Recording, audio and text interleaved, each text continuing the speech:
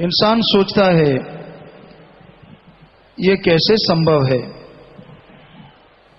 कि वो एक मिनट भी मालिक को ना बिसारे।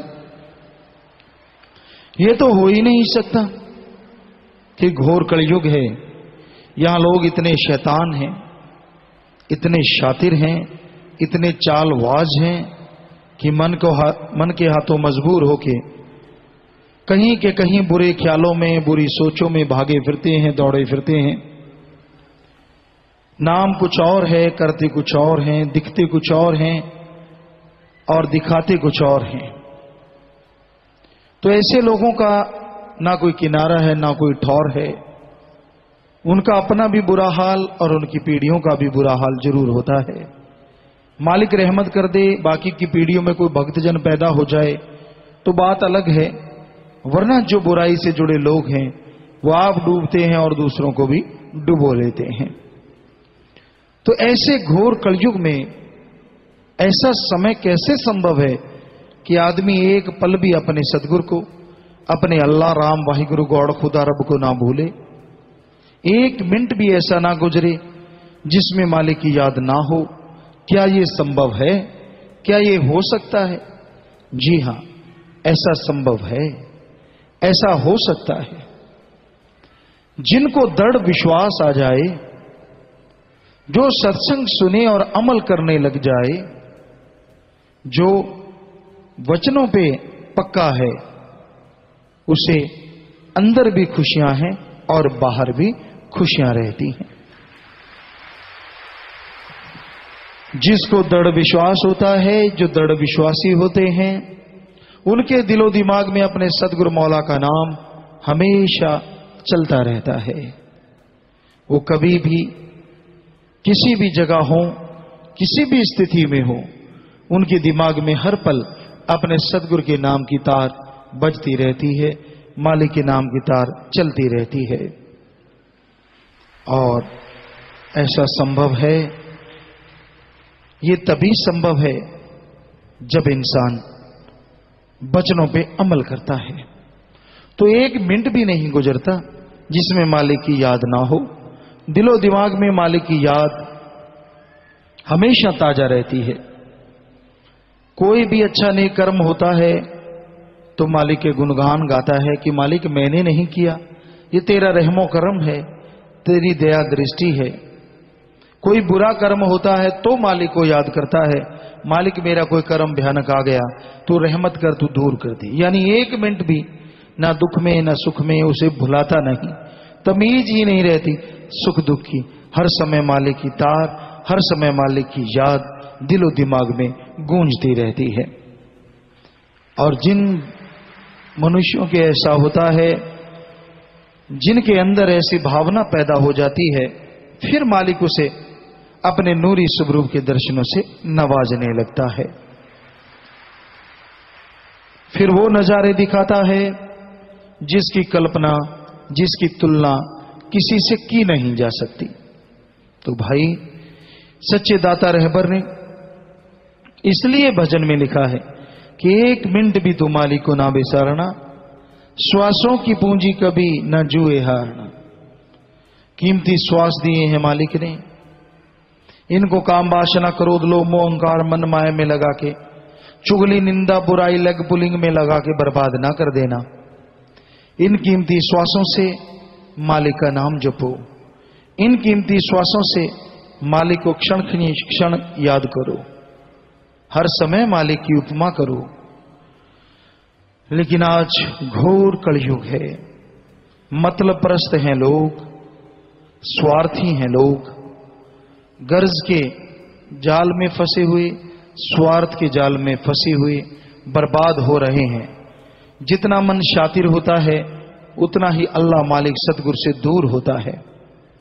मन तरह तरह की शैतानियां करता है, तरह तरह की चालाकियां करता है। पर वो कहते हैं ना, तू पात पात में डाल डाल या मैं डाल डाल तू पात पात, वाली बात कि वो राम, वो अल्लाह मालिक हर समय उस डाल में होता है जिसके पात पे आप आके बैठते हैं। डाल है तो पात है, डाल नहीं तो पात नहीं। तो वो तो हर समय हर पल हर जगह साथ है। लेकिन आज बड़े शातिर लोग हैं, अपने आप को बड़ा चालाक समझते हैं, मालिक को धोखा देते रहते हैं, करते कुछ और हैं, कहते कुछ और हैं, जाते कहीं और हैं और गुल कुछ और खिलाते हैं। तो ऐसे घोर कलयुग में, ऐसे भयानक समय में जब उनके मार पड़ती है ना, तब सतगुरु मौला याद आता है और शुक्राना वो फिर भी नहीं करते। ये तो हमने देखा, लानत ऐसी जननी और लानत ऐसी औलाद जो उस मालिक का भी शुक्राना करने को तैयार नहीं होती। अरे एक मुसीबत टल गई तो क्या हुआ, क्या पता मुसीबतों के पहाड़ टूटने वाले हों। शुक्राना कर दे तो हो सकता है वो बचा ले, पर शुक्राना नहीं करता तो लेने के देने पड़े और पहाड़ जैसे कर्म खुद भोगने पड़ेंगे, तब मालूम होगा। बड़े चालाक हैं, बड़े शातिर इंसान। सोचता है मैं अपने दिमाग का इस्तेमाल किया, मैंने चालाकी से अपने आप को, अपने भयानक कर्मों को दूर कर दिया। ये आपका भ्रम है। सदगुरु की रहमत होती है तो भयानक कर्म कट जाते हैं, और जब उसकी रहमत का साया हाथ हट गया तो अपने भयानक कर्मों के मक्कड़ जाल में ऐसे उलझोगे कि दिन रात तड़पते रहोगे, कोई बात नहीं पूछेगा। आदमी अहंकारी है। बहुत लोगों को हमने देखा है, कईयों को तो बहुत प्यार किया है, मालिक का प्यार दिया, मालिक से मोहब्बत मांगी, उनको कर करके देखा, उनके पाप कर्मों को, उनकी बुराई गंदी आदतों को नजरअंदाज करके भी कोई कमी नहीं छोड़ी। पर हाल क्या, वही ढाक के तीन पात। क्योंकि मन के अहंकारी जीव कभी सदगुरु के प्यार की भाषा को नहीं समझते। वो कहावत है ना, लातों के भूत बातों से नहीं मानते। जिनके कर्म भयानक हों, यहां लातों का मतलब पीटने से नहीं है, जिनके कर्म भयानक हों, मन बुरी तरह से हावी, कोई अहंकारी है, कोई कामी क्रोधी है, जो इनमें बुरी तरह से फंस जाते हैं, तो वो फिर कर्मों की मार रूपी लाते पड़ने के बाद ही होश में आते हैं। होश में आ जाएं तो भी अच्छा है, वरना कर्मों की मार तो पड़ती चली जाती है, कटती नहीं। भूल जाता है कि जो जिंदगी बख्शने वाला है, वो दया का सागर, रहमत का दाता, अगर मैं उसका शुक्राना करूं, अगर मैं उसका धन्यवाद करूं, उतना ही कम है। लेकिन यहां तो मन गुल और ही खिला देता है, तू तो अपनी चतुर चालाकी से बचा।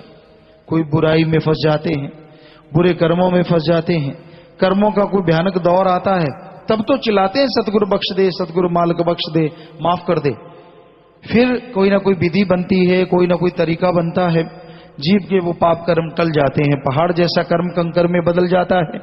बाद में मन क्या कहता है, सतगुरु कहां आया था, ये तो तू अपनी चालाकी से, तेरी जानकारी से, तेरी समझदारी से बचा है। अहंकारी पुरुष ना तो उनको घर में कोई प्यार करने वाला होता है, ना कोई आसपास पसंद करने वाला। लेकिन सावधान साध संगत जी, ऐसे लोग बेचारे बहुत बनते हैं। मैं तो बेचारा हूं, मैं तो कर्मों का मारा हूं, तो मारा है तो मर, और कर्म बुरे होंगे।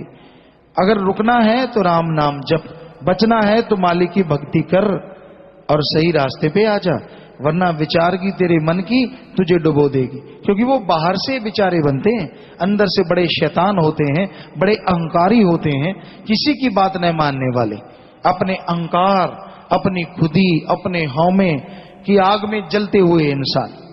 तो ऐसे इंसान के लिए एकमात्र उपाय है कि वो सुमरन करे या फिर अपने कर्मों की मार सहता रहे।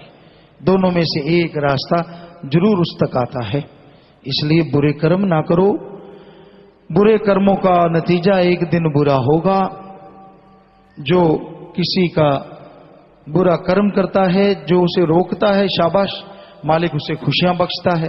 फिर भी बाज नहीं आते तो जो बुरे कर्म करने वाले हैं वो तिल तिल करके भरते रहते हैं, ढीठ हो जाते हैं, मन के हाथों मजबूर हो जाते हैं। तो ऐसे लोगों का हश्र बहुत बुरा होता है।